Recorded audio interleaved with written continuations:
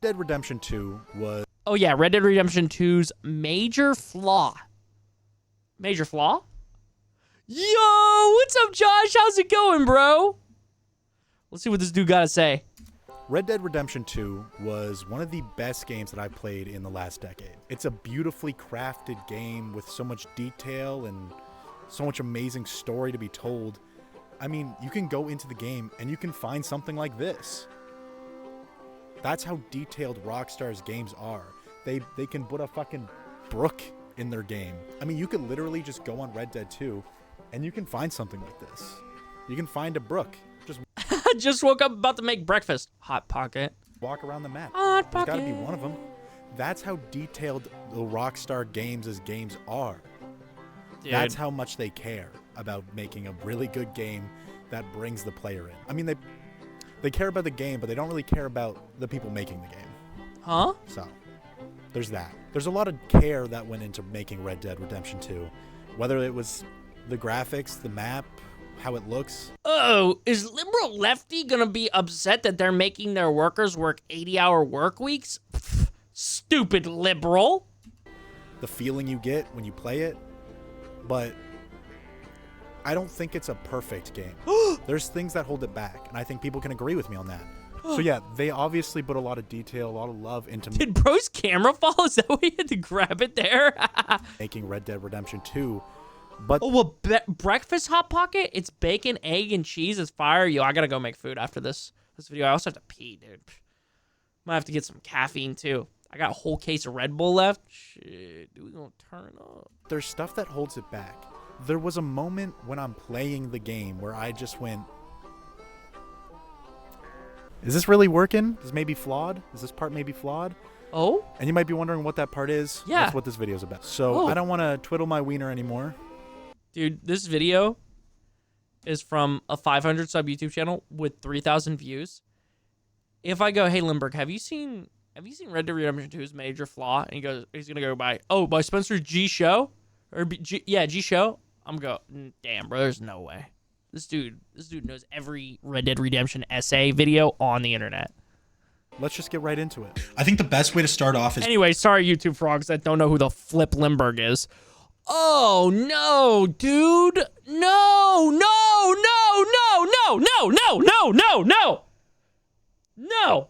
No. I see 3 major flaws with your fucking setup here, brother. 1. No, 4. No. Oh, sorry, only 3. Maybe 4. Maybe 5. 1. What is this LG monitor? Okay, what is this?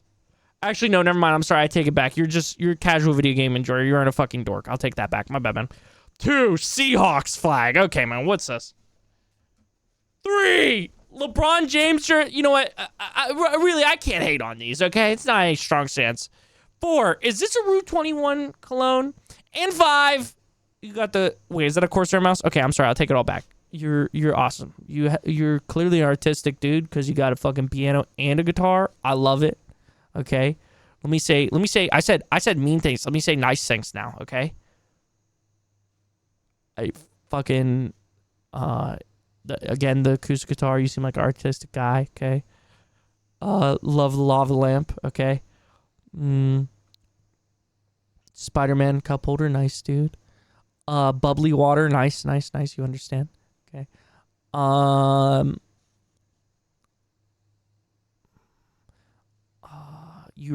You be reading. You're colorful. Your Xbox controller is colorful, and I think you're a deep, thought-provoking fella for making this video, and I'm here for it. You have good posture too. I think it looks like you have good posture. is by explaining what kind of gamer I am. Yeah. I'm the type of guy who likes linear story-focused games. Yeah, sorry to all those rebels out there, but I actually like when a game What? Gate for him? No. My bad. holds my hand to an extent and lets me play out a wonderfully crafted story. Some of my favorite games are Spider-Man for the PS4, basically all the Uncharted games, and God of War. God of War slaps. The music in God of War? Oh, does that not want to make you just fucking punch an old lady? So while playing Red Dead Redemption 2, I was in love with the story. I was enthralled with the story of Arthur Morgan and the Vanderlyn gang. I love the fact that you can interact with all of them at camp and get different dialogue based on the way you've been acting in towns around the camp. And I thought my nose was bleeding. I was about to go, ah!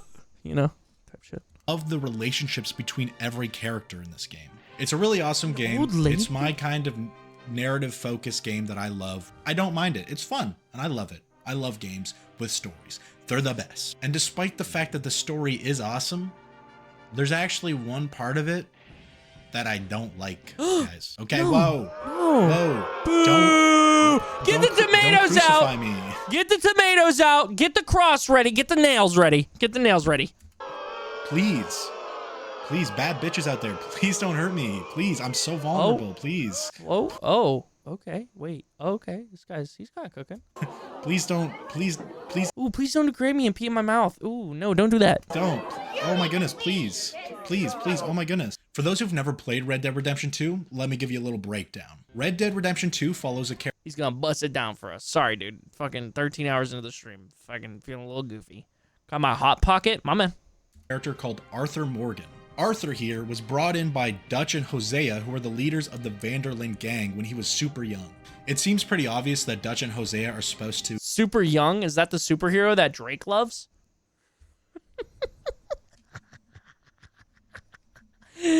Also, Minecraft YouTubers love that superhero too. Super young? who serve as kind of the father figures for Arthur. At the beginning of the game, there are two important things that everyone Arthur Morgan has two dads, very progressive of a rock star. needs to know. Number one, they are on the run after blowing a job down in Blackwater. Blowing it? Yo, what? Pause. Yo, I'm sorry. I'm fucking getting autistic with it this morning, chat. And number two, there's a new gang member named Micah Bell. Oh my who's God. a bit of a wild card. Nah, he needs shot. Let's just be honest with it. And, like, obviously, I'm talking about the video game. This guy's not real, by the way. Okay.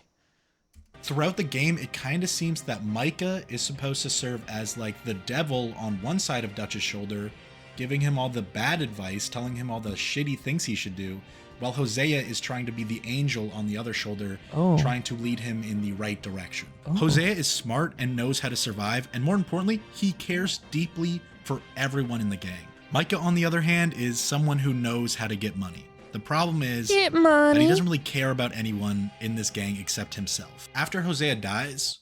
Yo, spoilers! Spoilies. I knew that happened. For this game that came out, I can't do math. Was that 6 years ago? Six years ago. Wow. After he dies, Dutch has no moral compass and is basically able to be manipulated by Micah. I did finish episode 2, yeah. Arthur tries to reason with Dutch, but at this point, Dutch is already too far gone. He's trying so desperately to keep this gang together when everyone around him knows that the Old West is dying and gangs like this don't survive in the developing world. Micah's darkness takes over Dutch and turns him into what he has been trying to say that he is not throughout the whole game, a bad guy. Oh yeah, also halfway through the game, Arthur learns that he has tuberculosis. Quick note, whenever me and my brother, we do a big cough or we cough a lot, we just point at each other and go, we do that little quote from the game where the doctor goes like, you got tuberculosis. It's not important, it's just funny. After he learns this, you get to see Arthur find a new perspective on the world. What he realizes is that if he's gonna go down, then he's gonna go down knowing that the people he loves are safe. See, dude, this is the perspective I didn't, fully recognize or appreciate at 17. I was like, what? He's an epic cowboy. He's supposed to be invincible. He's supposed to be slinging his guns. What the fuck? Now these motherfuckers are beating him down and shit. He's gonna die? What? Younger me? I was like, what the fuck? Older me now. I'm like, oh my God, I get it. Oh my God, this is so deep and so meaningful. I get it. I can relate to this character now. You know, the world has beat me down enough. I'm like, oh, I can see myself in this guy. Yeah, this guy's dying from tuberculosis that has, lost everyone that he loves, pretty much. Or, the closest people in his life. And now just has, the people that he's connected with along the journey that he probably, disliked at one point or wasn't super close with. Yeah, those are the people that he's watching out for. Yeah, I can totally relate to this guy. I can't. In the end, he sends Abigail. I can. I think a lot of people can relate to Arthur Morgan because they made him be that way, which is great. Tilly, Sadie, and little Jack on their way as he goes to tell Dutch that Who? truth about Micah, that being that he sold the gang out. When he reaches the camp, what is left of the gang is Mrs. Grimshaw, Dutch, and Micah. This gang used to be full of like 20 people. Now it's cut down to like 3. That's how miserable this last half of the game is, but it's so fantastic the way they tell the story. So at this point, there's no reasoning with Dutch, as he's already... Dude, Red Dead Redemption 2 is the reverse of a Teen Wolf season. The first half, you're like kicking ass most of it. I mean, there is like a lot of downs. Like there is some, you know, it's still realistic, you know. And then the second half, you're getting kicked in the fucking face and the heroes are getting fucking cooked, you know. Teen Wolf, it's the other way around. First half, you're getting your shit, well, except for like the first episode of the season. First half, you're getting your shit kicked in. Then the second half, you're on like some power hero fantasy, you know? Too far gone. And John comes out that he didn't die on their last heist and that Dutch and Micah just left him for dead. What? Shit goes crazy as the Pinkerton come in and a shootout ensues. Okay, buddy, we need to get you a compressor, okay? Fucking, this video is epic, okay? Audio be hurting my ears, but you got this. Listen. Oh my fucking god. John and Arthur make it to the top of a hill where they're surrounded. Arthur tells John to run as he holds them off, and they get this really touching goodbye as Arthur tells him that he still has a family to live for. Arthur gives him his hat, and he holds off the Pinkerton. But then Micah shows up, and the game gives you this final battle between Micah and Arthur. It basically ends with neither of them winning as Dutch comes up and kicks Arthur's gun away. Arthur tries to reason with him, telling him that he gave him all he had. But in the end, Dutch just leaves them both there, stranded. Micah scatters off and Arthur lies on the mountain as he takes his final breaths as the sickness takes him over. A beautiful song plays over the scenery. Although the player character Arthur Morgan has died, his goal was accomplished. He died a good man. Something that people remember. I was just laughing. This dude's giving away the whole plot right now. Literally the entire thing. Remind him that he is throughout the whole game. Most importantly, he knows it's okay. He said spoilers. I understand. That all the people that he loves are safe. And the game ends with this perfect scene and a tearful goodbye to one of Rockstar Games' best protagonists. I think he might be the best protagonist. Like, is there really anyone else, you know? Like, I mean, if you like Mayhem, you could say, like, Trevor, right? John is fucking amazing. In my opinion, he's a close number 2, but, like, I just don't, like, there's so much humanity in Arthur. Like, they really did cook. They really did cook.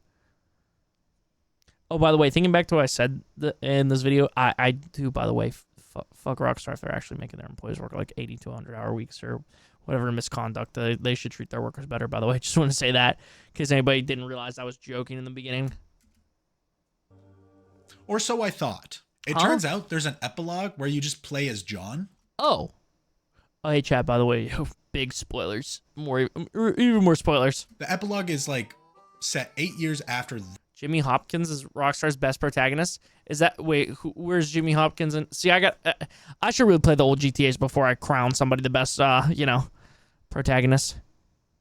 You like him because he's a soft boy? Nuh-uh. Nuh-uh, dude. He's not a soft boy, okay? He's a badass. And he's a softie at the end there. Arthur Morgan's kind of towards the end there. Why chat doesn't like me always playing, story-based games like Telltale games. Because everybody's like, Chris, you're choosing the bitch options. You're trying to save everyone, you know? It's kind of Arthur Morgan's fucking take on it towards the end there. He's like trying to watch out for everybody.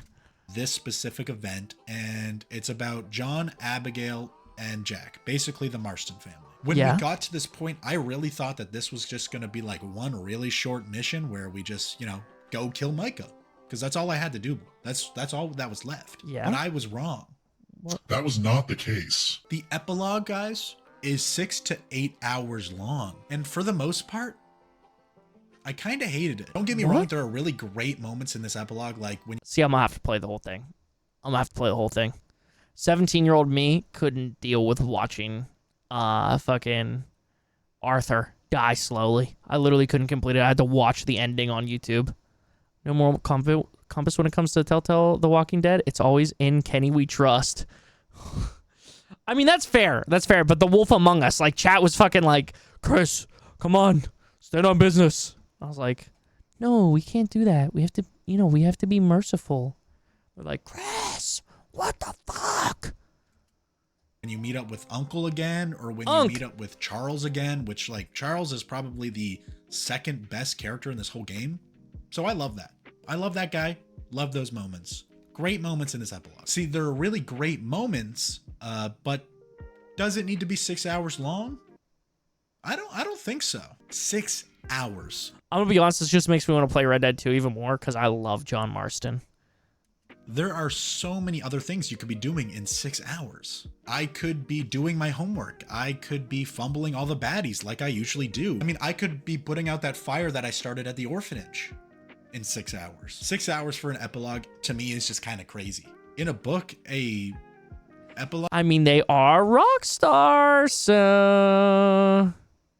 Epilogue is like 4 pages. It's usually not like, I don't know, a whole ass novel. You know, the length of the epilogue is what hurts it the most. Getting the most touching scene from Arthur's death and then going into a 6 hour long epilogue where the player has to make John pick up hay and then move it to the other side of the farm is such a weird transition. It honestly makes you feel like you're playing a completely different game, and I don't like that. No. I don't like it. I don't like it. Spank you. I think if they were able to cut this down to like an hour, maybe an hour and a half, it would have been way more satisfying. I feel like the player doesn't need to know every step that John took to get his farm built. If it were me, I would have just opened the epilogue with Abigail, John. Did he say no spank you? Yeah, that's what I was like, what? Hey, what? I wonder if he will mention it in this video if he played the first Red Dead. Because I think that's probably what Rockstar was assuming, is that you played the first Red Dead and that you would want to see this shit because you wanted more of John. Not to defend Rockstar here, and I'm with him relatively. I mean, it's kind of just some Rockstar ass shit in this game to add like 6 hours of John Marston. Jack and Uncle already on the farm. Unc! And like ranching already. And you can have some exposition that explains that Charles went back to camp back when they disbanded and buried Arthur, because I really love how he mentions that he buried Arthur in a nice place where he would have wanted to be. And you could just explain how Uncle just stayed with Abigail and John because he didn't know what else to do. Just as easy as that, really. After that, I would just have Sadie come in and tell Charles and John that she found Micah and that they should go after him. She and Charles would probably immediately agree that they need to go after him and finish him off for what he did to the gang. Do what to him? You're telling me he's been a bad boy and then he gets finished off? Are you serious right now? And I think John would be the one to have second Fuck. thoughts. John kind of looking like me with long hair, not gonna lie, bro. Except for like way more sexy. He now has a family and works his own ranch. And when I say way more sexy, I'm talking about me. I'm just kidding. I think shortening the epilogue would give you more time to show an inner conflict with John on whether to do what is best for his family or get revenge on a man that ruined his life and tore his gang family apart. Warning, I am not saying that I am better at storytelling or better at making games than the people at Rockstar and the people who made Red Dead Redemption 2. I'm not saying that. I'm just a silly boy who would film himself taking a shit if it meant that he got views. It's hard to tell, but I actually am in my bathroom right now, going to number 2. No. This joke was funnier in my head. But I was going to say, brother, please. Please, I do not want to hear the plop. Please, brother. Please. Lying if I said I wasn't disappointed with the epilogue in Red Dead Redemption 2. While playing through the campaign, I love the story that they were trying to tell. To have Arthur's story end with him saving what was left of the people he called family and dying on top of a mountain as his disease completely takes him over is beautiful. But I feel that following that beautiful moment with a 6 hour epilogue kind of ruins it a bit. Yeah, I feel like at a certain point there, I mean, in my opinion, I would turn off the game and process what I just fucking had happen to me, and then it wouldn't matter. And I would imagine it's probably also another thing Rockstar was planning, is that people would like take a break from it and then come back because they'd probably be sad. Dude, also Spike, good morning, brother. How's it going? How'd you sleep? Sorry it wasn't very long. Yo, pause, what? It's not the first time I said that in my life. when John Marston died in Red Dead 1, sorry, spoilers, fuck. I cried, I'm not even kidding you, for like 2 days straight. I was so sad, bro. I was so sad. It takes away from that moment. The last mission in the epilogue is honestly all you need to finish off the story that was being told. Yo, why do we keep saying finish off things, huh? Why are we finishing so many people off? Why are we making so many people nut? All you need after the death of Arthur is to kill the villain, who in this case was Micah. Like I said, I don't think that the player needs to know every single step on how John built his ranch. This is a story about cowboys. I don't need to see us build a house. Actually, that shit goes hard. Play the build house song. Play the build house. Yes. Yes. That actually is the best part of the epilogue. Building the house, guys. Me and my homies going out and building houses, dude. Anyways, like I said, if they were to do what I said earlier, I think it would have just been a more cohesive story. You'd have this beautiful tale of this man accepting that time is up for both himself and the only way of life that he has ever known, and finally accepting that he truly is the good man everyone told him he was by saving the people he knew deserved it. Then you go after the man that ruined it all and started the downfall of this family. The amazing character arc followed by this amazing revenge story is exactly what you want in a Western story like this. That's cowboy shit, boys. Oh, is And that ladies, Dutch? Of course, the ladies and everyone, no matter what you say, everyone likes a freaking cowboy and cowgirl and cow person, okay? They rock. But no. Let's have John go ranching for like 4 hours and move hay and go buy a insurance on his house. But I gotta say again, that house building scene is so good. Holy shit, Rockstar, you got me, okay? You got me. Maybe I do like the epilogue because I really, really like that house building scene. You guys can keep that, okay? You can keep that scene. Why is he even nailing into those boards? The house building scene in this overly stuffed epilogue, okay? It's good.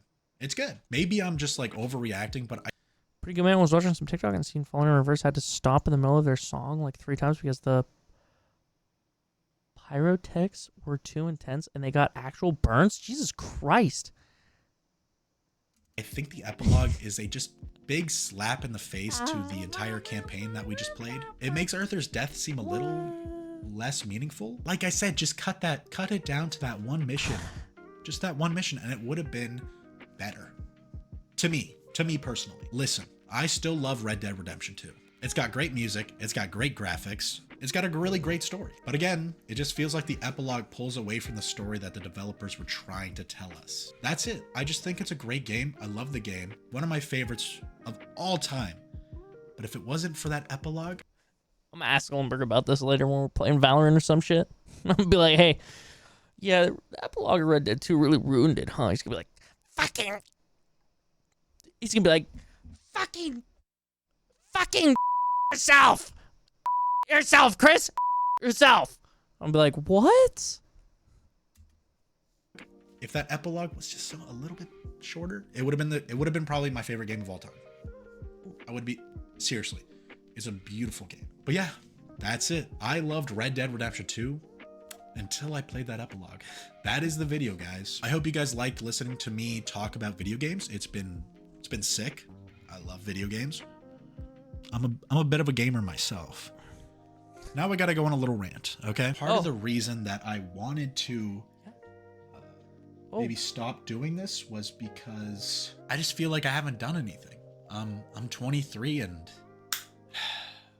I don't know, I just got frustrated. And I'm frustrated still, and I think stuff will start to go my way, but just now it's not, and I just want it to start. I just wanted to start now. So we're hoping it starts now. Stuff starts to go my way. Stuff starts to work out for me, because that would be sweet. Okay? All right, before I gotta go, I guess, remember to like, subscribe, comment, because I love hearing your beautiful voices in my computer. Remember to stay safe, stay healthy, stay sexy. Okay, bye. Like and subscribe for more. Let's try and hit 400 subs by the end of the month. Here's to an amazing second half of 2024. Yo, that's so real. That's so real, dude. I think he hit it. I think... Oh, wait. Oh, I thought he hit... Well, I mean, he did. I thought he had 500. Chat, go subscribe to this motherfucker, dude. Harley, thank you so fucking much, homie. How are you doing this morning? Chat, go Go fucking subscribe to this dude. Go subscribe to our mans. The epilogue for Red Dead Redemption 2 was made for people who loved Red Dead Redemption 1, and there's a ton of nods to the first game, so unless you played the first game, I can see where you're coming from, but I disagree with you, or with your point of it should have been shorter. I personally loved the first game, and I loved the entire epilogue from start to finish.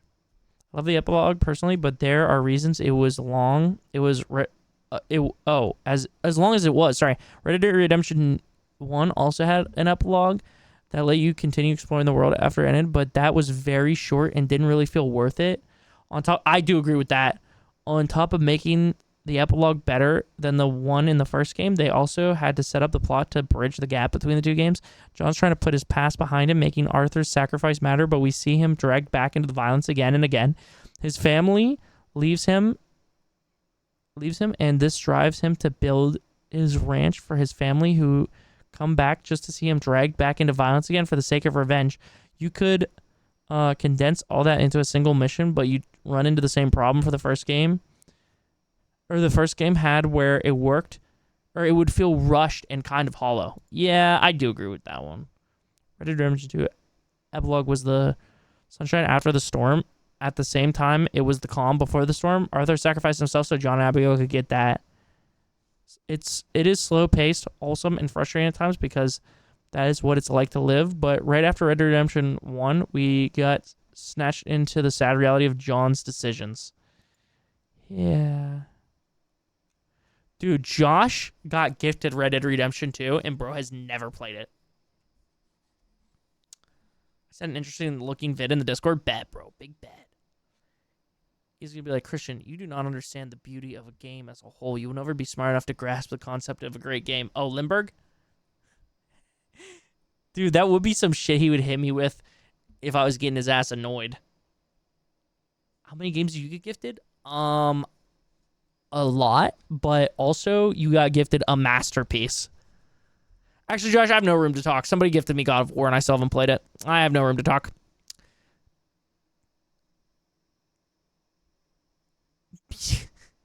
I mean, sort of Chucky, but not like the ending. Well, I guess technically the ending, yeah. The epilogue.